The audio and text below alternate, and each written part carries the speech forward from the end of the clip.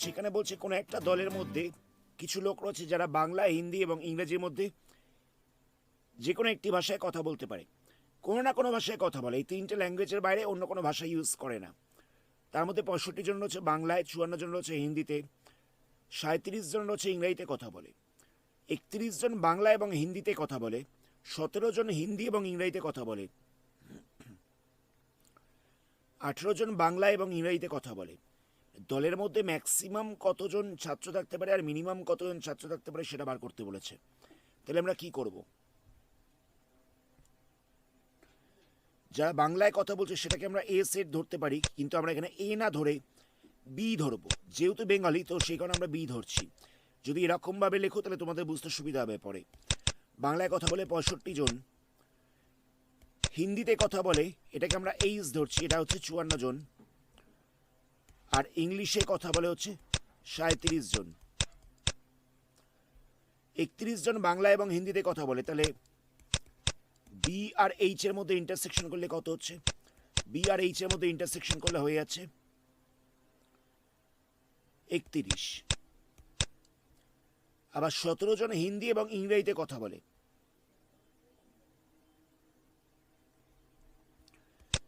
তাহলে H intersection E equal to হয়ে যাচ্ছে 17 জন। আর 18 জন বলছে বাংলা এবং ইংলিশে কথা বলে।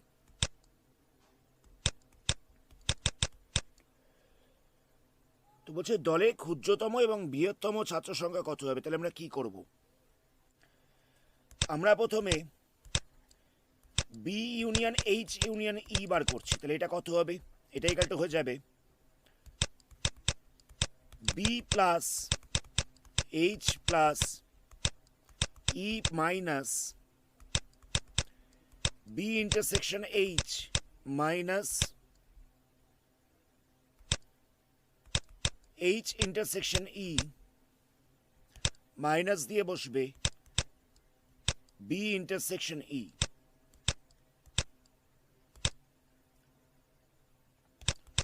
প্লাস দিয়ে বসবে N intersection B intersection H intersection N E. মানে আমরা বি ইউনিয়ন এইচ ইউনিয়ন ইটাকে বার করছি, এটা ইকাল টু কত হবে? B plus H plus E minus B intersection H minus H intersection E minus B intersection E plus B intersection H intersection ই। তো এখানে বি এর ভ্যালু কত আছে? বি তো আছে 65, এইচ রয়েছে 54, ই রয়েছে 37, বি আর এইচ এর মধ্যে কমন পোর্শন রয়েছে 31, এইচ আর ই এর মধ্যে কমন পোর্শন রয়েছে 17, বি আর ই এর মধ্যে কমন পোর্শন রয়েছে 18। তিনটের মধ্যে কমন পোর্শনটা দেওয়া নেই, তাহলে এগুলোকে সলভ করলে কত হচ্ছে? আমাদের 65 plus 54 plus 37 minus 31 minus 17 minus 18 করতে হবে, তাহলে হয়ে যাচ্ছে 90। তাহলে এখানটা পাওয়া যাচ্ছে 90 plus B intersection H intersection E. তাহলে দলের মধ্যে সব থেকে বেশি এবং সব থেকে কম ছাত্র সংখ্যা জিজ্ঞেস করেছে, তো আমরা কি করব? ধরে নেওয়া যাক এটা হচ্ছে বি, এটা হচ্ছে এইচ, এটা হচ্ছে ই। দলের ছাত্র সংখ্যাটা সব থেকে মিনিমাম হবে যখন এই তিনটের কমন পোর্শনটা 0 হয়ে যাবে। তিনটের এই কমন পোর্শনটা 0 হয়ে গেলে দলের ছাত্র সংখ্যাটা সব থেকে মিনিমাম হবে। তাহলে আমরা কি করব? N B union H union E, এটা মিন হবে, মিনিমাম ভ্যালু পাওয়া যাবে যখন বি ইন্টারসেকশন এইচ ইন্টারসেকশন ইটা 0 হয়ে যাবে। তাহলে বলা যেতে পারে সব থেকে কম দলের ছাত্র সংখ্যা হচ্ছে 90। এটা যদি 0 হয়ে যায় তাহলে দলের সব থেকে কম ছাত্র সংখ্যা হচ্ছে 90। আচ্ছা, এবার একটা জিনিস দেখো, B union H union E, এটা কখন ম্যাক্সিমাম হবে? এটা কখন ম্যাক্সিমাম হবে? এটা ম্যাক্সিমামটা হবে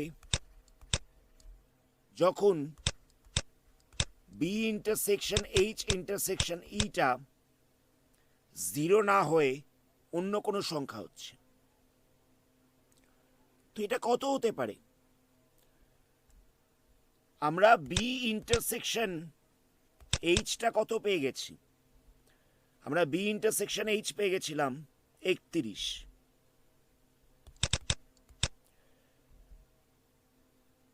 এইচ ইন্টারসেকশন ই কত হয়েছিল? এইচ ইন্টারসেকশন ই হয়েছিল 17, আর বি ইন্টারসেকশন ই হয়েছিল কত? বি ইন্টারসেকশন ই হয়েছিল 18। তাহলে তিনটের কমন পোর্শন কত হতে পারে?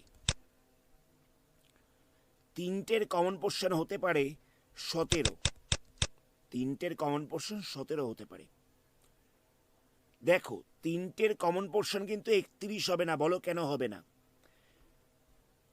বি আর এইচ এর মধ্যে রয়েছে 31 খানা এলিমেন্ট, কিন্তু 31 খানা এলিমেন্ট কি সবকটাতে আছে? এখানে রয়েছে 17টা, এখানে রয়েছে 18টা।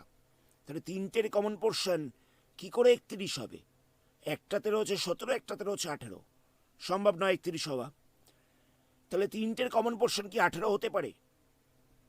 হ্যাঁ, এখানে রয়েছে 31টা এলিমেন্ট, এখানে রয়েছে 18টা এলিমেন্ট, হতে পারে তিনটের কমন পোর্শন 18। কিন্তু এখানে তো রয়ে গেছে ভাই 17টা এলিমেন্ট। তো এখানে তো 17টা এলিমেন্ট রয়েছে, তো তিনটের কমন পোর্শন 18 কি করে হবে? তিনটের কমন পোর্শন মানে কি? যে এলিমেন্টগুলো তিনটাতেই আছে। এখানে বলে দিয়েছে এইচ আর ই এর মধ্যে রয়েছে 17টা। তো এইচ আর ই এর মধ্যে 17টা রয়েছে, তো তিনটের কমন পোর্শন 18 কি করে হবে? তাহলে তিনটের কমন পোর্শন হচ্ছে 17। এটা হওয়া সম্ভব। তাহলে যদি তিনটের কমন পোর্শনটা 17 হয়, তাহলে বলা যেতে পারে এই বি ইউনিয়ন এইচ ইউনিয়ন ই, এটার ম্যাক্সিমাম ভ্যালু হচ্ছে 90 প্লাস 17। এটা তো বেরিয়ে গেছিল 90, এর সাথে 17টাকে প্লাস করতে হবে। তাহলে কত হচ্ছে? তাহলে হয়ে যাচ্ছে 107। এটাই হচ্ছে আনসার। ম্যাক্সিমামের জায়গাটা আমি আরেকবার বলে দিচ্ছি। আমাদের বেরিয়েছিল B intersection H equal to হচ্ছে 31, এইচ ইন্টারসেকশন ই হচ্ছে 17, আর বি ইন্টারসেকশন ই হচ্ছে 18। এবার দেখো, তিনটের মধ্যে কমন পোর্শন বার করছি। তো দুটোর কমন পোর্শন রয়েছে 31। আমরা ধরে নিলাম যে তিনটের কমন পোর্শনটা রয়েছে 31। হিন্দি আর ইংলিশের কমন পোর্শন রয়েছে 17, অথচ আমরা যদি তিনটের কমন পোর্শনটাকে 31 ধরে নিই, এটা কি করে সম্ভব? তিনটের কমন পোর্শনটাকে আমরা 31 ধরে নিচ্ছি, আর এইদিকে হিন্দি আর ইংলিশের মধ্যে কমন রয়েছে 17। এটা তো সম্ভব নয়। আবার তিনটের কমন পোর্শনটাকে আমি 18 ধরে নিচ্ছি, এদিকে হিন্দি আর ইংলিশের মধ্যে কমন রয়েছে 17। এটাও সম্ভব নয়। তাহলে হচ্ছে তিনটের কমন পোর্শন 17। অত ঝামেলা করার দরকার নেই। তিনটের যে ইন্টারসেকশনগুলো রয়েছে তার মধ্যে যেটা মিনিমাম রয়েছে সেটাকেই আমরা ধরে নিতে পারি যে তাহলে B intersection H intersection E equal to ওই মিনিমাম ভ্যালুটা, মানে 17টা। চলো নেক্সট অঙ্ক যাওয়া যাক। নেক্সট অঙ্কে আমাদের প্রুফ করতে দেয়া হয়েছে যে A intersection B intersection C equal to হচ্ছে A intersection B intersection C. এটা আমাদের প্রুফ করতে দেওয়া হয়েছে। আমরা কি করে করব? তোমরা হয়তো ভাবছো এই আর এমন কি ব্যাপার, ভেন ডায়াগ্রাম দিয়ে তো খুব ইজিলি হয়ে যাবে, আমি আগে করিয়েছিলাম। কিন্তু এখানে ভেন ডায়াগ্রাম দিয়ে আঁকতে হবে না, উল্লেখ করে দেয়নি যে ভেন ডায়াগ্রাম দিয়ে আঁকতে হবে। তাহলে কি করব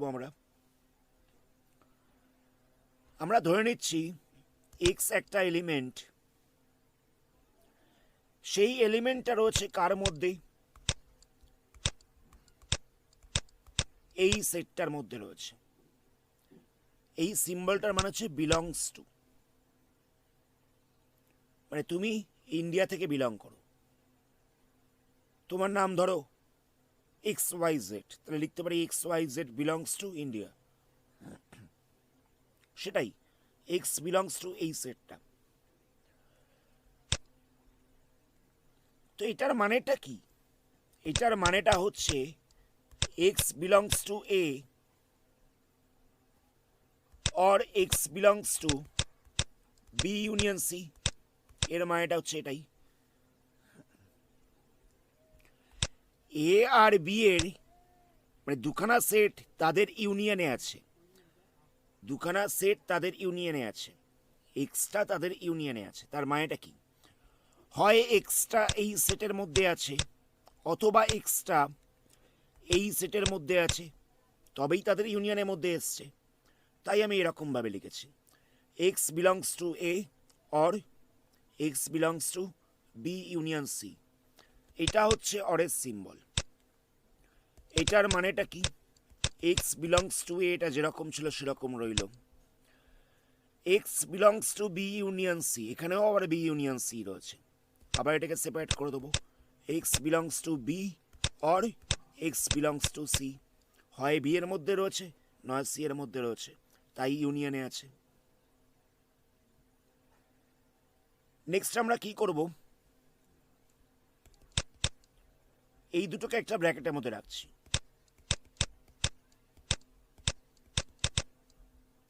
রাখা যেতেই পারে। তাহলে দেখো আমরা পেয়ে গেলাম যে X belongs to A or X belongs to B. হয় এক্সটা এর মধ্যে আছে অথবা এক্সটা বি এর মধ্যে আছে। তাহলে কি করব?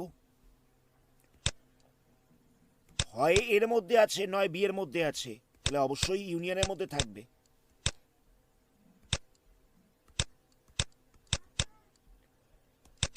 এখানেও ঠিক তাই হচ্ছে, হয় এক্সটা এই সেটের মধ্যে আছে অথবা এই সেটটার মধ্যে আছে। তার মানেটা কি? আবার ইউনিয়ন করে দাও, ইউনিয়নের মধ্যে থাকবে। হয় এই সেটটার মধ্যে আছে না হলে এই বাকি সেটটার মধ্যে আছে, তাহলে ইউনিয়ন করে দাও, ইউনিয়নের মধ্যে থাকবে। এত অব্দি অসুবিধা নেই। আচ্ছা, এই সিম্বলগুলো অরের সিম্বল, হ্যাঁ, এটাকে এরকমভাবে লিখবে, লিখতে গিয়ে এরকম না হয়ে যায় কখনো, তাহলে আবার অর ইউনিয়নের মধ্যে গুলিয়ে যাবে। তাহলে দেখো আমরা এখান থেকে স্টার্ট করেছিলাম, এসে পৌঁছালাম এই জায়গায়। তাহলে আমরা বুঝতে পারলাম যে এক্স একটা এলিমেন্ট যেটা এই সেটটার মধ্যে ছিল।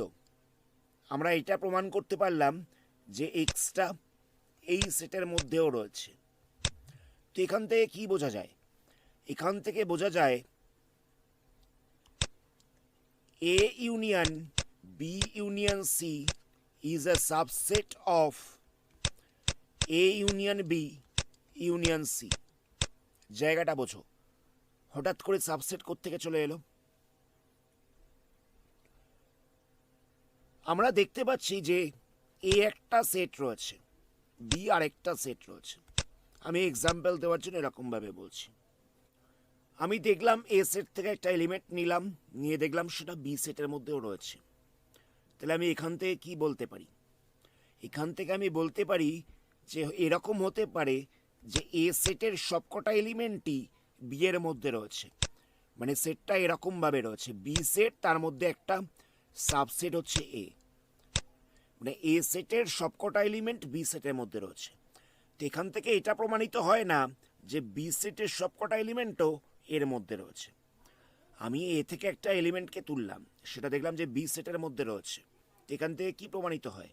এখান থেকে প্রমাণিত হয় যে এ সেটের সবকটা এলিমেন্ট বি এর মধ্যে রয়েছে। তাহলে এ সেটটা হচ্ছে বি সেটের সাবসেট। বি সেটের মধ্যে আরও এমন কিছু এলিমেন্ট থাকতে পারে যেটা হয়তো এর মধ্যে নেই।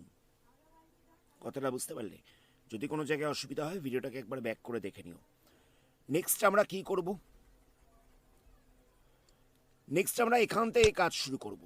ধরে নিচ্ছি ওয়াই একটা এলিমেন্ট যেটা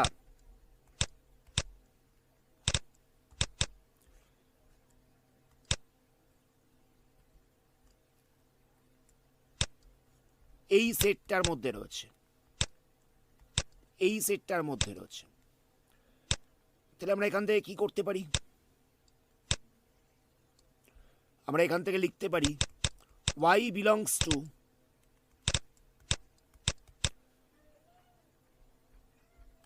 A union B or y belongs to C,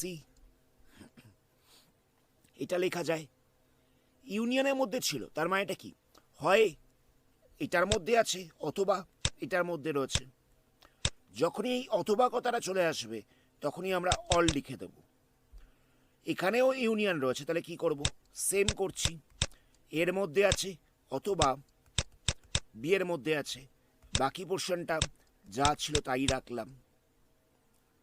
next আমরা কি করব,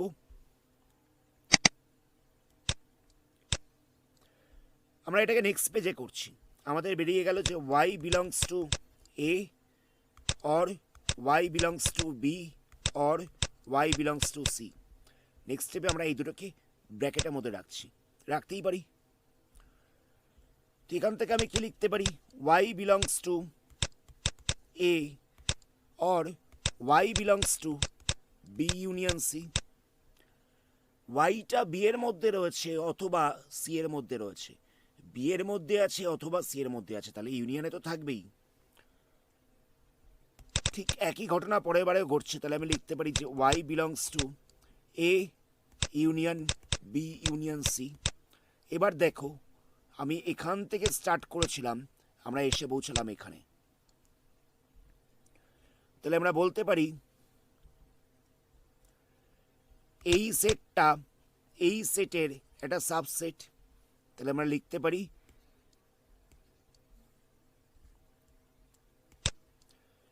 A union B union C is a subset of A union B union C।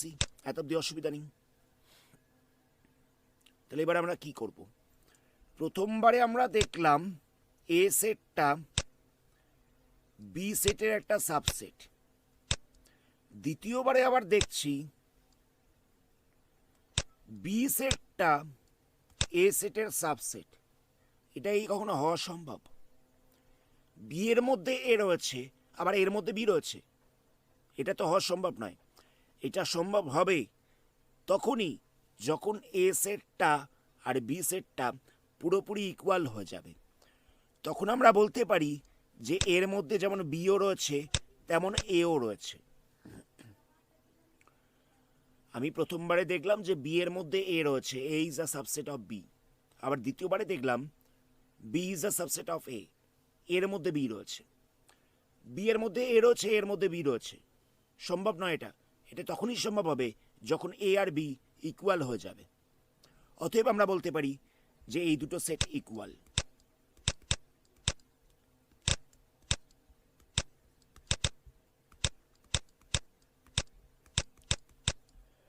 আমরা প্রথমবারে দেখলাম এই সেটটা এটার সাবসেট, দ্বিতীয়বারে দেখলাম এই সেটটা এটার সাবসেট, তাহলে বলা যেতে পারে দুটো ইকুয়াল। এই হচ্ছে প্রুফ। নেক্সট অঙ্ক দেখা যাক।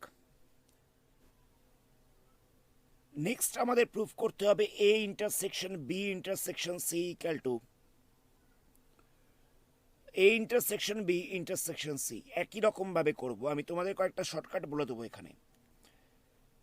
প্রথমে আমরা ধরে নিচ্ছি এক্স বিলংস টু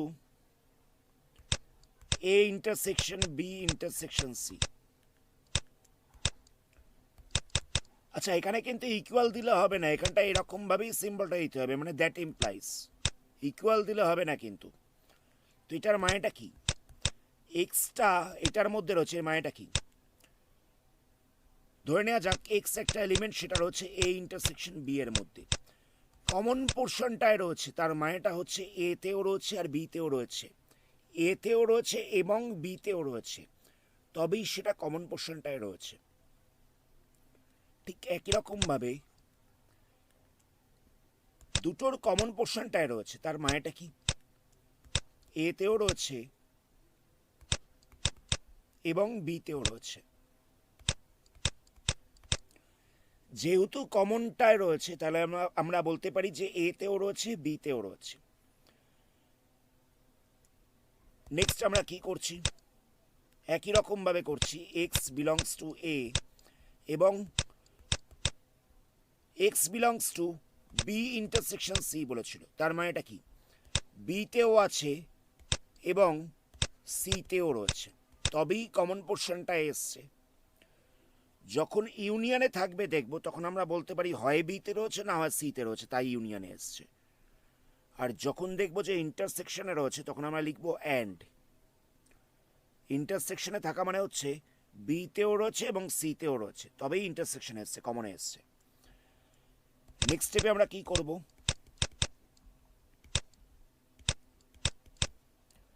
এই দুটোকে ফার্স্ট ব্র্যাকেটের মধ্যে রাখলাম। তাহলে এখান থেকে কি বোঝা যাচ্ছে, এতেও আছে এবং বিতেও রয়েছে, তার মানেটা কি, তার মানেটা হচ্ছে দুটোতেই রয়েছে যখন তাহলে কমন পোর্শনটাও থাকবে, দুটোতে যখন রয়েছে তাহলে কমন পোর্শনটাতেও থাকবে।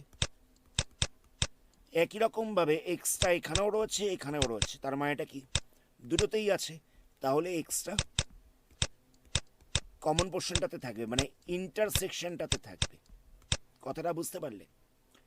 যখন দেখবো যে এক্সট্রা দুটোতেই রয়েছে তার মানে ইন্টারসেকশনে এক্স থাকবে। যখন দেখবো যে কোনো একটায় রয়েছে তখন আমরা বুঝে নেবো যে ইউনিয়নে থাকবে। যে কোনো একটায় রয়েছে তো তাহলে ইউনিয়ন করলে আমরা পেয়ে যাবো তার মধ্যে। তো এখান থেকে বলা যেতে পারে যে A intersection B intersection C is a subset of A intersection B intersection C. Next আমাদের কি করতে হবে, আগের অঙ্কর মতন আমরা এখান থেকে কাজ শুরু করব। আমরা ধরে নিচ্ছি যে Y intersection A intersection B intersection C. আমাদের এখান থেকে আসতে হবে এই পার্টটাতে। আমরা কি করব, এবার সিম্পল ব্যাক ক্যালকুলেশন করব। প্রথমে এই লাইনটা লিখবো, শুধুমাত্র এক্স এর জায়গায় ওয়াই লিখবো। আমি এটা শর্টে বোঝানো মানে শর্টে করবার জন্য বলে দিচ্ছি। তাহলে কি হবে, ব্যাক ক্যালকুলেশন আমরা এখানটা এক্স এর জায়গায় খালি ওয়াই লিখবো। তাহলে এখানটা বসবে A intersection B and Y belongs to C. Next আমরা লিখবো এই লাইনটা, তাহলে কত লিখবো, Y belongs to A and Y belongs to B and দিয়ে Y belongs to C. Next হবে এই লাইনটা, আমরা কি করব, ব্র্যাকেটটাকে চেঞ্জ করে দেবো খালি।